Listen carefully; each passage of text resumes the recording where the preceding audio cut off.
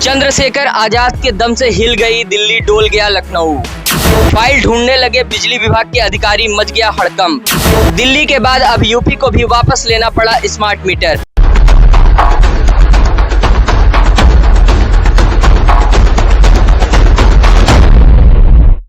उत्तर प्रदेश में बिजली विभाग अपने आप को सरकार समझ बैठा था और जनता को अपना गुलाम। अधिकारियों को जो मन में आ रहा था वो वह कर रहे थे। कोई आम आदमी लाखों का बिल हाथ में लेकर ऑफिस ऑफिस घूम रहा था तो कोई बुजुर्ग स्मार्ट मीटर की बढ़ती रीडिंग से अपना बीपी बढ़ा रहा था और बिजली विभाग कुंडली मारकर सो रहा था। लेकिन फिर चंद्रशेखर आजाद ने संसद में आवाज उठाई तो मंत्री मनोहर लाल खट्टर को कदम पीछे खींचने पड़े और अब उत्तर प्रदेश के बिजली विभाग को भी स्मार्ट मीटर पर अपना फैसला बदलना पड़ा। मतलब साफ है कि अब बिना उपभोक्ता के मर्जी के अब मीटर प्रीपेड नहीं होगा। अब यह प्रीपेड और पोस्टपेड का क्या सिस्टम है वह आपको आगे समझाएंगे, लेकिन पहले यह समझना जरूरी है कि कैसे विभाग को अपने फैसले से पीछे हटना पड़ा। दरअसल 27 मार्च 2026 को चंद्रशेखर आजाद ने ट्वीट कर योगी सरकार को घेरा और स्मार्ट मीटर पर दबाव बनाया, लेकिन न तो सरकार ने बात सुनी और न ही विभाग के कान पर जूई रेंगी। इसके बाद चंद्रशेखर आजाद ने 2 अप्रैल 2026 को संसद में केंद्रीय मंत्री मनोहर लाल खट्टर से सीधा सवाल पूछा और वहीं से बात साफ हुई कि स्मार्ट मीटर को प्रीपेड करना कोई जरूरी नहीं, लेकिन विभाग इसे अब तक जरूरी कर उपभोक्ताओं को परेशान कर रहा था। अध्यक्ष जी, प्राइवेट कंपनियां कहती हैं पहले इस्तेमाल करो फिर विश्वास करो, और हमारी भाजपा के नेतृत्व वाली एनडीए सरकार भी पहले स्मार्ट मीटर के नाम पर उपभोक्ताओं से कह रही है पहले भुगतान दो फिर बिजली लो। ये जनता द्वारा चुनी हुई सरकार फिर निजी कंपनी जैसी नीति क्यों अपना रही है? मेरा सवाल ये अध्यक्ष जी, मैंने उत्तर को विस्तृत रूप से पढ़ा, क्या सरकार ये बताएगी कि हमारे देश के गांव में रहने वाले अधिकांश किसान मजदूर रोजाना मेहनत करके कमाते हैं और उनकी आय दैनिक होती है। अगर स्मार्ट बिजली मीटर को प्रीपेड मोड पर लागू किया जाता है और दो तीन दिन काम ना मिलने पर रिचार्ज ना हो पाए तो बिजली अपने आप कट जाएगी, तब गरीब परिवार अपने बच्चों की पढ़ाई, उनका खाना और रोजमर्रा का जीवन कैसे चलाएंगे? क्योंकि सरकार वीबी राम जी के जरिए 125 दिन रोजगार गारंटी देती है, तो क्या ये अपेक्षा करती है कि गरीब परिवार 365 दिन पहले भुगतान फिर बिजली का बोझ उठाएं? और सरकार ऐसे मजदूर परिवारों के लिए क्या विशेष सुरक्षा प्रावधान में पोस्टपेड विकल्प सुनिश्चित करेगी? धन्यवाद। सभापति महोदय, हमारे सम्मानीय सदस्य जी ने जो विषय रखा है इनका कंसर्न ठीक है, लेकिन इनकी जानकारी के लिए ये प्रीपेड स्मार्ट मीटर्स ये व्यवस्था एक ऑप्शनल व्यवस्था है और इस व्यवस्था को मैंडेटरी व्यवस्था नहीं किया गया।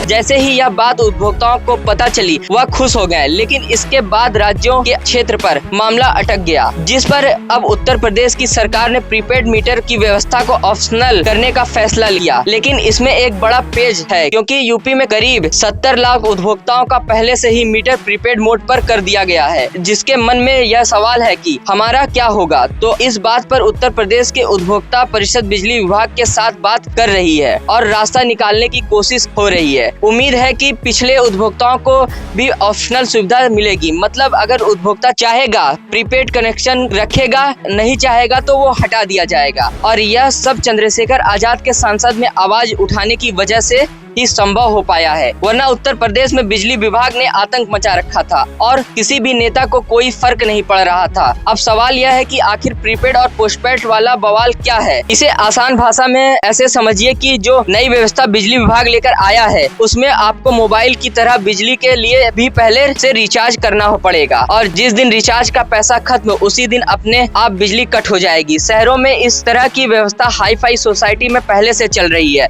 लेकिन बिजली विभाग बिना किसी तैयारी के इसे गांव तक ले आया, जबकि गांव में सुविधाओं का क्या हाल है सबको पता है। अगर गांव में लाइट में कोई खराबी आ जाती है तो लाइनमैन आने में कई दिन लगा देते हैं, जबकि शहर में 1 घंटे से कम में ही पहुंच जाते हैं और गांव में रात में लाइनमैन कभी नहीं आते, जबकि शहर में आधी रात को भी बिजली ठीक करने जाना पड़ता है। तो अगर बिजली विभाग को कोई नई व्यवस्था लागू करनी है तो पहले यह सुविधाओं को ठीक करना होगा और अपना हिटलर वाला रवैया बदलना होगा। हालांकि कुछ जगह उपभोक्ताओं की बिजली चोरी की शिकायत मिलती है, जिस पर कानूनी कार्रवाई होती है और होनी भी चाहिए, लेकिन गरीबों पर यह बोझ डालना सही नहीं था, जिसकी आवाज किसी नेता ने नहीं उठाई। अगर चंद्रशेखर आजाद भी संसद में मंत्री से सवाल नहीं करते तो जनता को पता ही नहीं चलता कि प्रीपेड मीटर जरूरी नहीं है। कि इसलिए कहते हैं कि नेता हमेशा पढ़ा लिखा होना चाहिए, व्यवस्था को समझ सके और सही जगह से इलाज कर सके। वरना सोचिए, चंद्रशेखर आजाद की जगह कोई और नेता होता तो सार्वजनिक मन से आवाज उठाने के बाद बैठ जाता और जनता असलियत कभी जान ही नहीं पाती। अगर आप भी बिजली विभाग से परेशान हो चुके हैं तो अपनी समस्या कमेंट बॉक्स में लिखें और स्टोरी को शेयर करें ताकि अधिकारियों तक आपकी आवाज पहुंच सके।